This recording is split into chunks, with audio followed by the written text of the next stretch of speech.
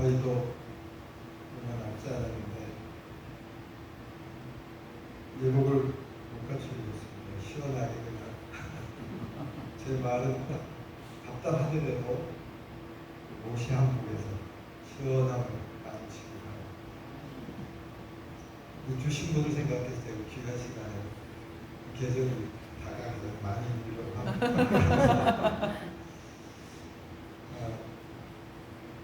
그리고 늘 제가 전해드리는 말은 따로 뭐 준비하는 건 아니고 목회 한 30년 이렇게 해보면서 평상시에 느꼈던 것들을 되돌아보면 제 자신을 위해서 그런 시간을 부담 없이 이렇게 나눠가고 있습니다.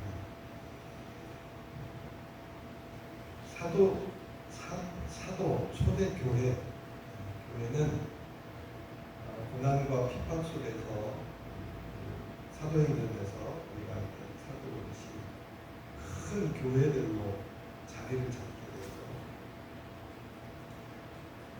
로마에 의해서 이 교회가 공인되기 전까지 한 3~4세기 동안 그 순교를 감당하면서 사도교회들이, 우리가 고백하는 사도적 공교회들이 크게 자리를 잡는데, 이게 대략 5교회예요. 로마, 콘스탄티노플, 안디옥, 이집트, 이렇게 해서 5교회 이렇게 교구가 생겨요. 엄청나게 확장이 돼요. 그런데 이제 로마에 의해서 황제가 칙령에 의해서 기독교를 공인하면서는 얼마나 더 급속하게 교회가 팽창하겠어요. 다른 4교회를 빼고 로마 한 교회, 로마 중심으로 한 교회가 로마가 세계를 지배하면서, 그때 세계의 평화는 로마에 있다, 팍스 로마나 할 정도로 세계를 다, 지금 미국보다 더 큰 영향력을 미쳤습니다. 그 황제에 의해서, 로마 황제에 의해서 기독교가 유일한 종교다 이렇게 했습니다. 대단했겠죠.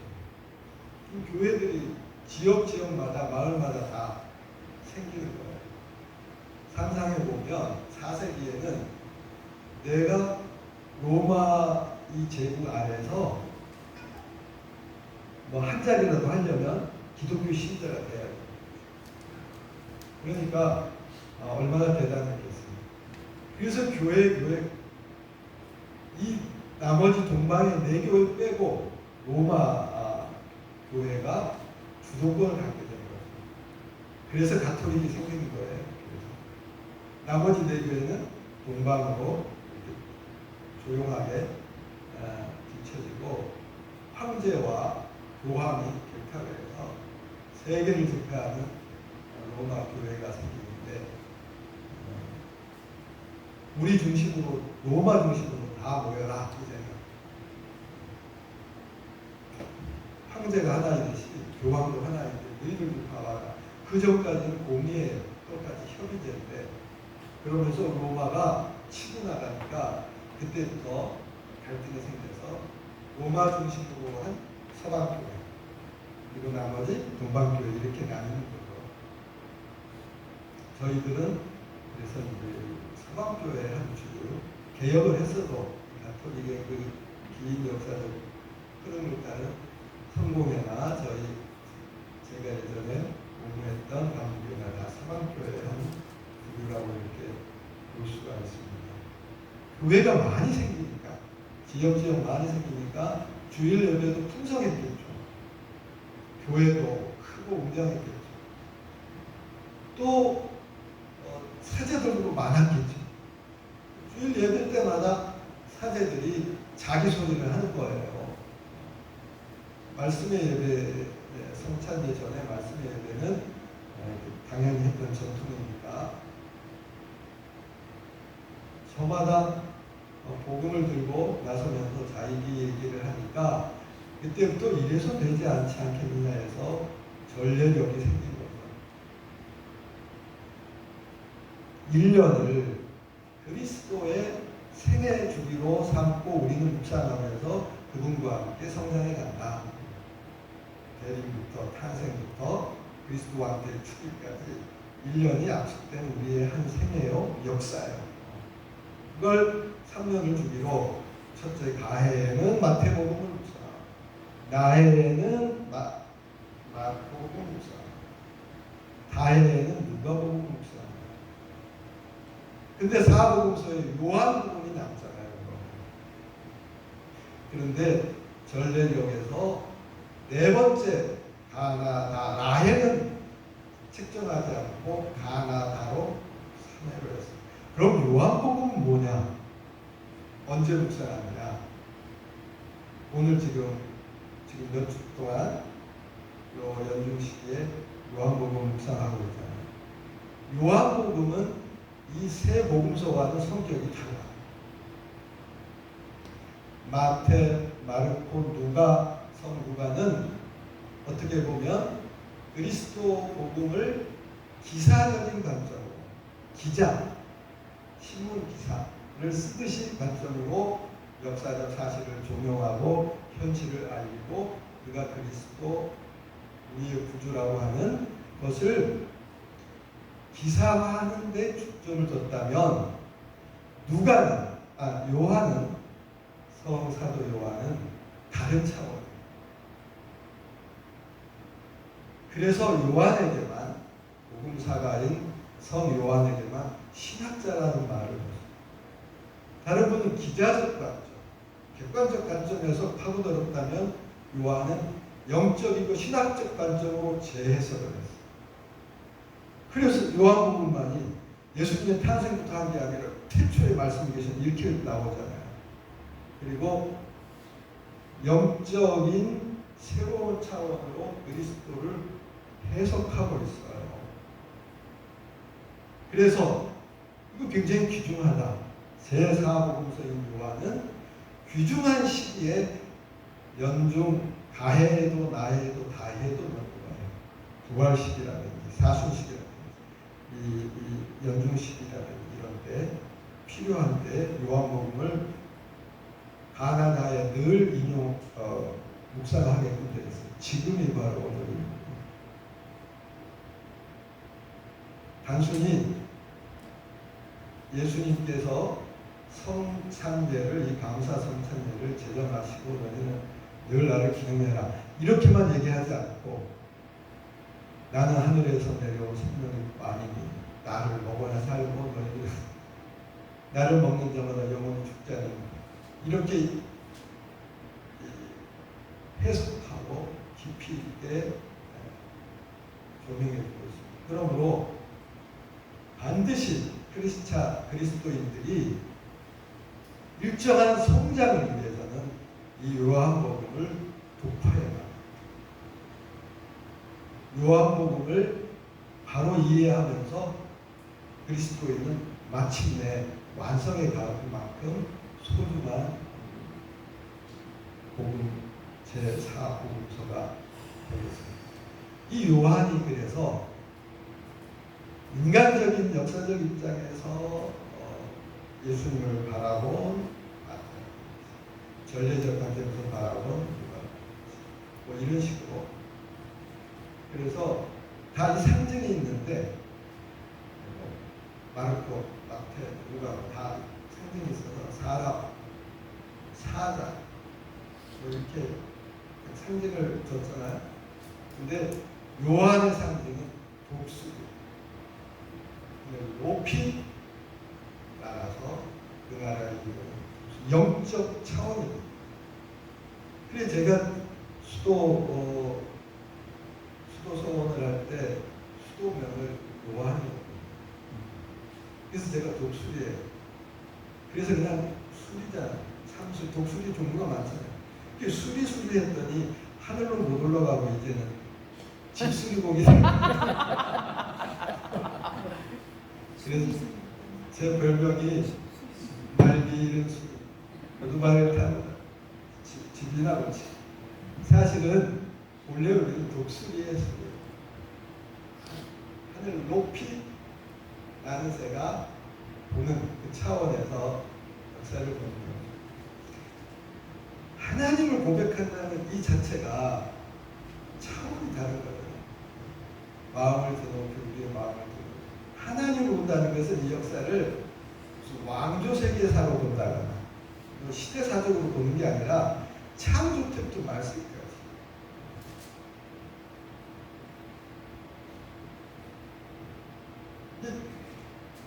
크잖아. 인간을 돌아온 이 시대들 현재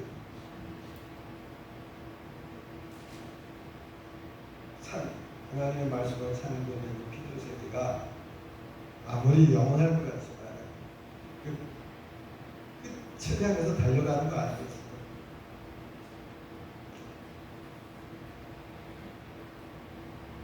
우리의 성장, 지금 이 연중 시기는 전례적인 의미는 성장한다는 거죠.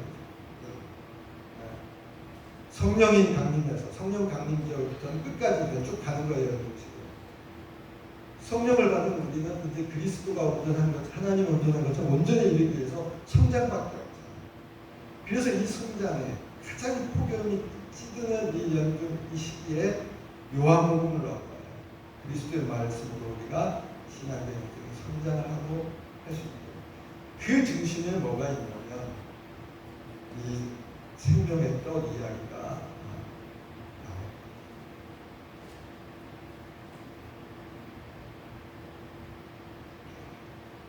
여기에는 그리스도의 놀라운 신비가 있어요. 우리는 다 같은 사람이라고 보지만 성서적인 의미에서 인간과는 두 종류가 있어요. 하나는 호모사피엔스, 과학적으로 말하는 인간. 호모사피엔스예요. 인류적으로 우리는 호모사피엔스. 인간적인, 육적인, 동물적인 본성이 다 있어요. 경쟁하고, 죽이고, 살고. 원래 이 인간은 하나님의 창조를 위해서 그렇게 피조되지 않았어요. 세상 만물을 창조하고 당신의 형상을 닮은 인간을 그 중심에 둬서 하나님의 대화 상대자로 같이 이걸 하도록 했는데 스스로 인간이 타락하고 하나님을 떠나서 동물적인 호모사피엔스로 타락하고 말았잖아요. 이게 하나님의 뜻이 아니잖아요. 율법 아래 놓이게 됐으니까. 그래서 원래 이모탈한 인간, 모탈, 영생하는 인간은 하나님처럼 죽음을 불러들일 거예요. 모탈하게 됐어요.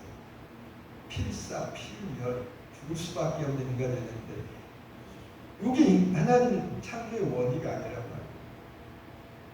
우리 스스로 하나님을 등지고 떠나와서 타락해요. 그걸 역사적으로 증명해 주는 것이 율법 아래 있는 인간이에요. 어쩔 수 없어. 이스라엘 보니까 어쩔 수 없고 유대민족도 어쩔 수 없고 우리가 현실도 어쩔 수 없어요. 인간이니까 그래. 용서가 돼. 사흘 굶어놨더니 다 퇴퇴시켜요.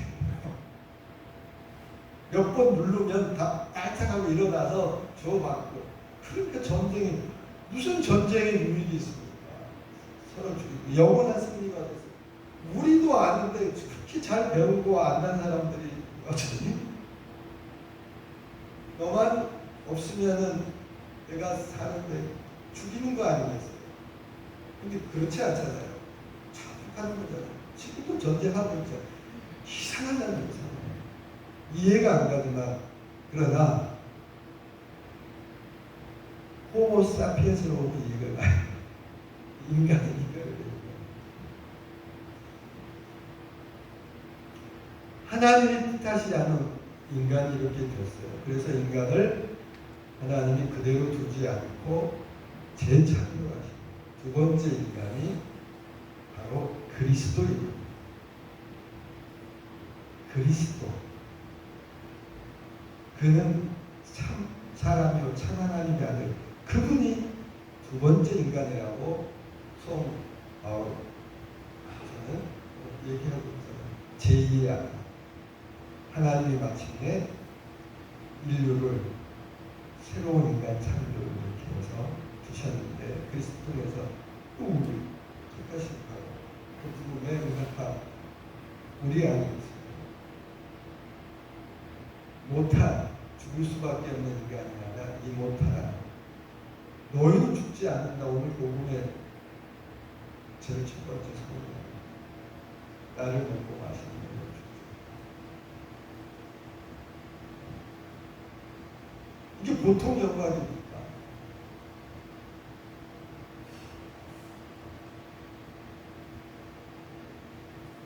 그 영광을 다 누려야 되지만 스스로 거부하는 사람도 어쩔 수 없습니다.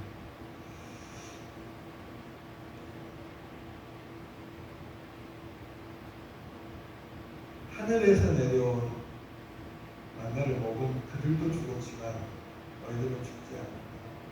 그것으로 인해서 당신의 살과 피로 직접 우리 앞에서 부활을 먹고 나타나셔서 우리의 모든 것을 밝혀주셨죠. 하나님의 계시가 완벽하게 다 이루어진 것 같아요. 태초에 속에 보면 가려져 있어요. 그 다음에 수년의 주에 하나님을 운행하시다가 그리고 이 창조 세계를 내려서 이 땅에 하늘 아래에 있는 반쪽 이걸 밝혀주셨지만 그 나머지 무궁무진한 그 세계는 아직도 시비잖아요. 우리는 아는 게 없어요. 예언자들을 통해서 조금씩 밝혀주셨지만 그건 또 빙산의 일이라고 해요. 우리가 안다고 하는 것은 모든 것은 하나님의 신비 속에 있는데 그 부활의 신비, 영생의 신비, 하나님의 인간의 구원의 신비, 그리스도의 신비도 무궁무진해서 우리는 안다고 할 수가 없습니다. 그래서 신약의 전통은 기적이십니다. 하나님께 더 가면 갈수록 더 모든 게 내 무지가 너무 많아. 어린아이들은 모르는 게 없어.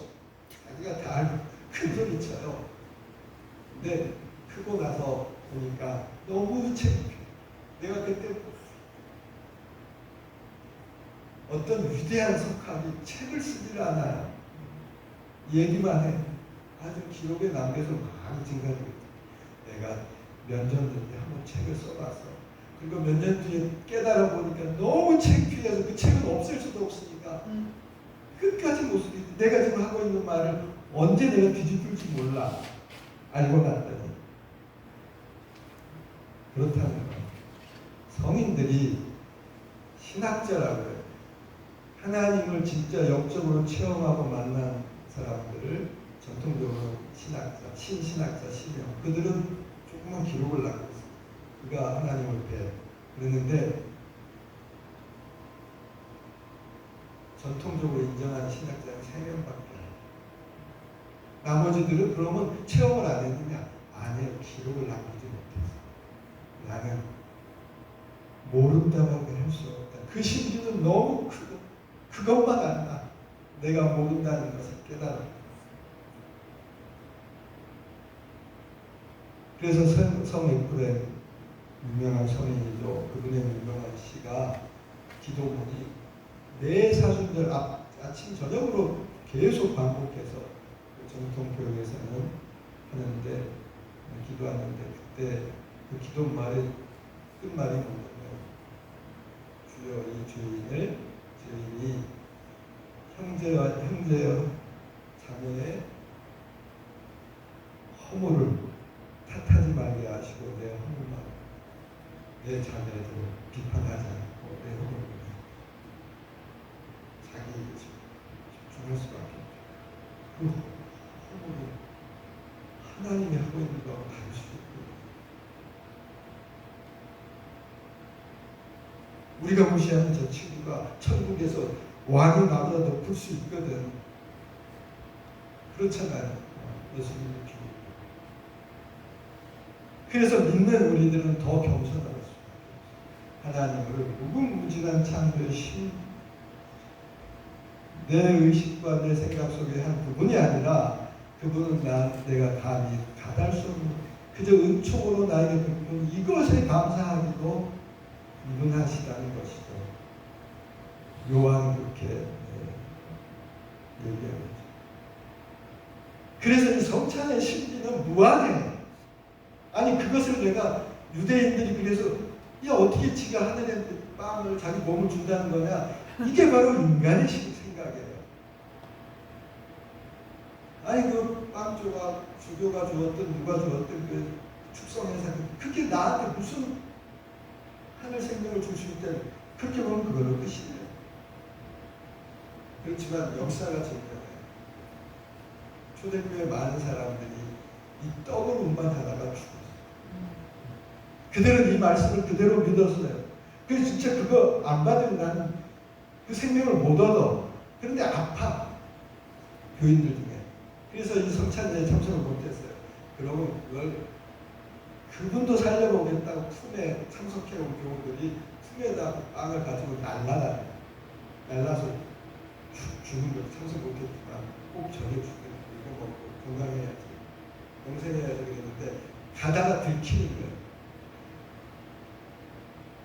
그때 그들이 순교자들 탄압했던 그들이 크리스찬을 어떻게 봤냐면 저놈은 예수님이 자기 살이라고 하고 피라고 하는 그것들을 나눠 먹는 놈으로 정의를 했어요.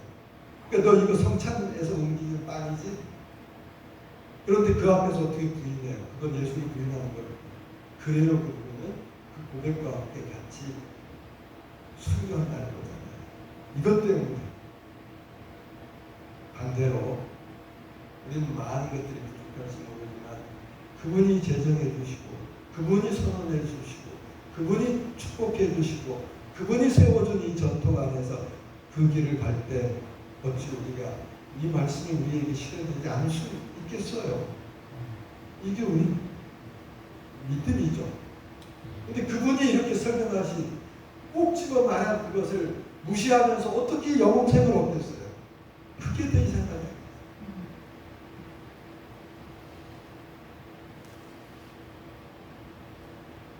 그러므로 요즘은 그런 얘기를 들었어요. 교회 개혁해야 된다. 특히 신교회 많이 개혁해야 된다.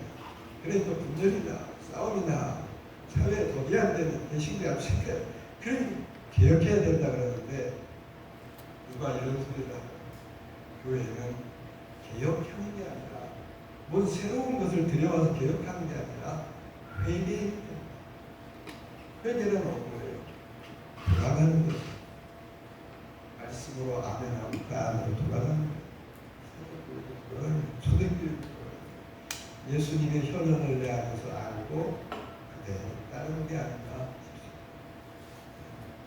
그래서 귀한 이 말씀들을 너무 많이 생각하고 정리한 게 아니라 오묘하신 생명의 신비를 믿고 신뢰하고 따르면서 증거해 기적을 드러내고 살아있음을 보여주는 것이지 설명해서 너 설득하는 거야. 예수님도 따라오겠다는, 저도 가난교에서 그랬을 때 야 나는 이런 사람이야 그러지 않았어. 와 보라 나랑 같이 지내볼까? 그게 다잖아.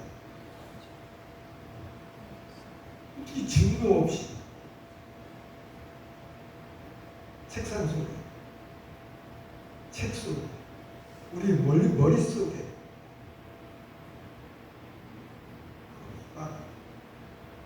이 머리라는 거 한번 띵 하고 망치 하나 맞으면 아무 생각, 하늘이 노래지고 그걸로 호모사피엔의 단계에서 그럴 수 있어요. 그러나 요한이 하는 이 신학자 성 요한의 말씀들은 우리는 그렇게 분석될 것이 아니라 아멘하고 그것을 따라가 내가 우리 삶 증거로 그것이 보다 성숙한 신앙에 지금 요즘 시기에 이 자리에 우리가 가야 되는 믿음의 길이 아닌가 해서 그냥 주의가 없이 나눠봤습니다. 북수시처럼 사도 요한처럼 더 높이 올라가기를